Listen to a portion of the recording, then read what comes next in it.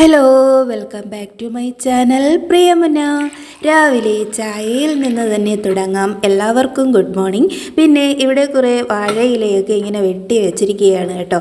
ഗോതമ്പ് വെച്ച്, ഇത് റേഷൻ ഗോതമ്പാണ് കേട്ടോ. ഇത് വെച്ച് അപ്പം ഉണ്ടാക്കാനുള്ള പരിപാടിയിലാണ് ഞാൻ. ഈ ഗോതമ്പിൽ എന്തൊക്കെ ചേർത്തിട്ടുണ്ടെന്നറിയാമോ? തേങ്ങയും പിന്നെ ശർക്കരയും ഉപ്പുമാണ് ചേർത്തിരിക്കുന്നത്. അത് ഇതുപോലെ വാഴയിൽ വെച്ച് ഇഡലി കുട്ടകത്തിൽ ഇതുപോലെ മടക്കി വയ്ക്കുക. തിരിച്ചും മറിച്ചുമൊക്കെ വെക്കുമ്പോൾ ഇതിൽ വെക്കാനുള്ള സ്പേസ് നമുക്ക് കിട്ടും.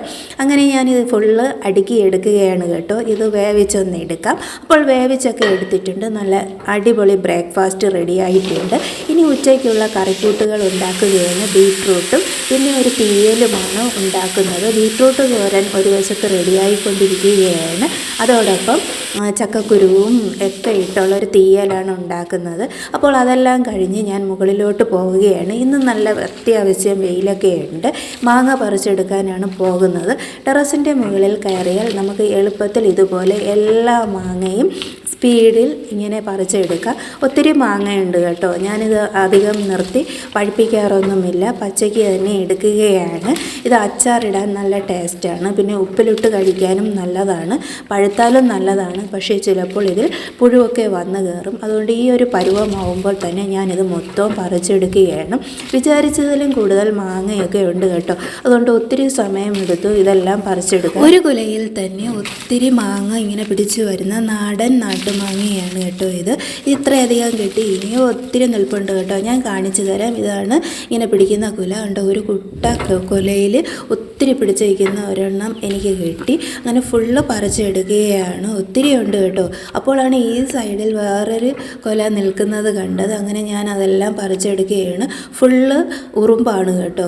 കടി കിട്ടാതെയും സൂക്ഷിക്കണം. അങ്ങനെ ഞാനിനി താഴെ കൊണ്ടുവന്നിട്ടുണ്ട്. നന്നായി കഴുകി എടുക്കുകയാണ്. വൃത്തിയൊക്കെ ഉണ്ട് എങ്കിലും നമ്മുടെ ഒരു ആശ്വാസത്തിന് ഒന്ന് വൃത്തിയാക്കി എടുക്കുക ഒരു കലാപരിപാടിയാണ്. അങ്ങനെ ഞാൻ ഫുള്ള് ഓരോ മാങ്ങയും എടുത്ത് നന്നായി പൈപ്പിൻ്റെ ചുവട്ടിൽ വെച്ച് കഴുകി എടുക്കുകയാണ്. അപ്പോൾ ഫുള്ള് കഴുകി എടുത്തിട്ടുണ്ട്. ഇനി അരിയക്കമാണ്. ഇത് തുടച്ചിട്ട് വേണം നമ്മൾ അരിയാൻ. ജലാംശമൊന്നും ഉണ്ടാകരുത്. ഇത് ഉണക്കി അച്ചാറിടാനാണ് ഞാൻ പോകുന്നത്. ഇത് നമ്മൾ വെയിലത്ത് വെച്ച് നന്നായി ഉണക്കിയെടുക്കണം. ആദ്യം ഇത് മാംസം ചേർത്ത്, അതായത് മാങ്ങയണ്ടിയോട് ചേർത്ത് മാംസം ചേർത്ത് നന്നായി ഇങ്ങനെ വെട്ടിയെടുക്കുക. ഇതുപോലെ ഫുള്ള് വെട്ടിയെടുക്കണം. അത് കുറച്ച് നേരം എടുത്ത് ചെയ്യുന്ന ഒരു ജോലിയാണ്. ഇതുപോലെ വലുതാക്കി തന്നെ അരിഞ്ഞെടുക്കാം. വെയിലത്തിട്ട് ഉണക്കുമ്പോൾ ഇത് ചുരുങ്ങി ഒത്തിരി കുഞ്ഞായി കിട്ടും കേട്ടോ. ഇത്രയും വലിപ്പമൊന്നും അപ്പോൾ നമുക്ക് കിട്ടില്ല. അങ്ങനെ ഞാൻ ഇത്രയധികം അരിഞ്ഞ് എടുത്തിട്ടുണ്ട്. ഇനി നമുക്ക് ഇതിൽ ഒന്നുകൂടി രണ്ടാക്കി അരിഞ്ഞെടുക്കാം. ഞാൻ ഇതുപോലെ ഫുള്ള് അരിഞ്ഞ് എടുക്കുകയാണ്. ഒത്തിരി ടൈം എടുത്തു കേട്ടോ ഇത് ഫുള്ള് അരിഞ്ഞെടുക്കാൻ. അങ്ങനെ ഞാനിത് ഫുൾ അരിഞ്ഞെടുത്തിട്ടുണ്ട്. പിന്നെ മുറത്തിൽ ഇട്ട് വെച്ചിരിക്കുകയാണ്. ഇനി ഇതിൻ്റെ പുറത്ത് ഉപ്പിട്ട് ഫുള്ള് മാങ്ങയിൽ ഇങ്ങനെ നന്നായി ഞവടി എടുക്കണം. എല്ലാ മാങ്ങയിലും ഉപ്പിൻ്റെ അംശം വരണം. അതുകൊണ്ട് ഇടയ്ക്കും മുറയ്ക്കുമൊന്നും ഉപ്പ് വറ്റാതെ കിടക്കുന്നതൊക്കെ കാണും. നന്നായി നമ്മളിത് തേച്ച് പിടിപ്പിച്ച് എടുക്കണം. അപ്പോൾ ഇനി മാത്രമല്ല കേട്ടോ മാങ്ങ കിട്ടിയത്. ഒരു മുറത്തിൻ്റെ ആവശ്യം കൂടി വേണ്ടി വന്നു. അങ്ങനെ 2 മുറങ്ങളിലാണ് ഞാൻ ഈ മാങ്ങ തയ്യാറാക്കുന്നത്. രണ്ടാമത്തെ മുറത്തിൽ ഇതുപോലെ മാങ്ങ ഇട്ട് ഫുള്ള് ഉപ്പിട്ട് പിടിപ്പിച്ച് കൊടുക്കുകയാണ്. അങ്ങനെ ഫുള്ള് ഞാൻ ചെയ്തു കൊടുത്തിട്ടുണ്ട്. ഇനി ഈ 2 മുറത്തിലെ മാങ്ങയും കൊണ്ട് ഞാൻ വീണ്ടും ടെറസിൻ്റെ മുകളിൽ പോവുകയാണ്. നല്ല വെയിലുണ്ടോ. അങ്ങനെ ഞാനിത് ഉണക്കി എടുക്കാൻ പോവുകയാണ്. തിരിച്ചു കയറി വന്ന് ഒരു ചായ ഇട്ടു. ഇനി അല്പം എണ്ണ കാച്ചുന്ന പരിപാടിയിലാണ്. കറിവേപ്പില ഇതുപോലെ ഇരുമ്പ് ചട്ടിയിലിട്ട് ചെറുതായി ഒന്ന് ചൂടാക്കുക. ഇതിങ്ങനെ പൊടിക്കുന്ന പരുവം ആവുന്നത് വരെ ചൂടാക്കണം. അതിനുശേഷം ഉലുവയും എടുത്ത് ഇതുപോലെ പൊടിക്കുന്ന പരുവമാകുന്നത് വരെ കുഞ്ഞായിട്ടൊന്ന് ചൂടാക്കി കൊടുക്കുക. അതിനുശേഷം നമുക്കിത് മിക്സി ജാറിലിട്ട് ഇതുപോലെ പൊടിച്ചെടുക്കാം.